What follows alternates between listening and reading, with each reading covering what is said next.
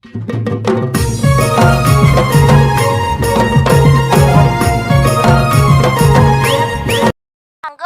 ମିଠିକୁ ଦେଲି। ତେଣୁ ଏବେ ମୋ ପାଖରେ 37ଟି ଜେଲି ବଳକା ଥିବା ଦରକାର। କିନ୍ତୁ ଏଠି କେବଳ 27ଟି ଜେଲି ଅଛି। ଚିଚି, ତମେ ମିଠିକୁ 50ଟି ଜେଲିରୁ 23ଟି ଜେଲି ଦେଲ ନା? ହଁ।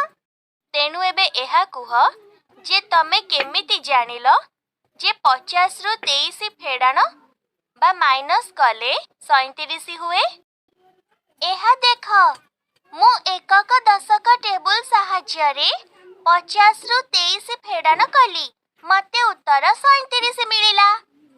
ଆରେ ଚିଚି, ଟିକେ ଧ୍ୟାନରେ ଦେଖ।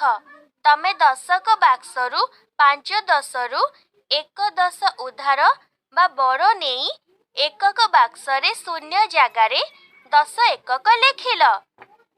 କିନ୍ତୁ ଦଶକ ବାକ୍ସରୁ 5 ଦଶରୁ 1 ଦଶ କମ୍ କରିବାକୁ ଭୁଲିଗଲ। ଆରେ ହଁ, ଠିକ୍ କହିଲ ଚୁଚୁ। ତେଣୁ ଏବେ ଦଶକ ବାକ୍ସରୁ 5 ଦଶରୁ 1 ଦଶ କମ୍ କଲେ 4 ଦଶ ହେବ। 4 ଦଶରୁ 2 ଦଶ ଫେଡ଼ାଣ କଲେ 2 ଦଶ ବାକି ରହିବ। ହଁ, ତେଣୁ 50ଟି ଜେଲିରୁ 23ଟି ଜେଲି ଫେଡ଼ାଣ କଲେ 27ଟି ଜେଲି ବାକି ରହିବ। ହଁ, ଏବେ ମୁଁ ଭଲରେ ବୁଝିଗଲି। ତମକୁ ଧନ୍ୟବାଦ ଚୁଚୁ।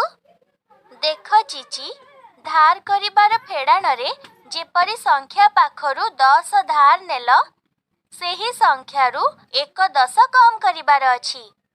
ହଁ ଚୁଚୁ, ମୁଁ ଆଗକୁ ଧ୍ୟାନ ରଖିବି। ଦେଖିଲ, ଚୁଚୁ କେତେ ସହଜରେ ଚିଚିର ସମସ୍ୟା ଦୂର କଲା।